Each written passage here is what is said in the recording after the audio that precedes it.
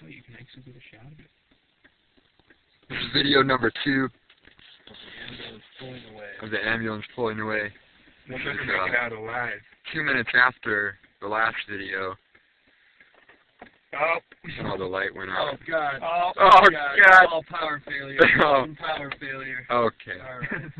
Back on. That was 2 minutes after the last video. We're going to give you a few updates. There aren't many updates, I'll be honest. That's it.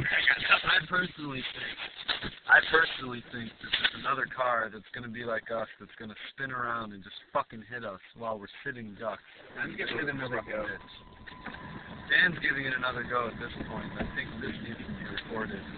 But I think there's another bunch of dumb fucks driving down this highway that's going to just spin straight fucking into Right into it. car. And we're all going to be fucking chopped liver in the middle of fucking nowhere. Smells like an auto shop. Oh, it smells like a fucking That's not good. It was really rough. It smells like a fucking... The car, I think the fucking car's fucked now, guys. We're not going to be able to drive it once it gets out of the ditch, I don't think. And in which case, I'll be pissed, and I'm going to start fucking killing people. There you have it.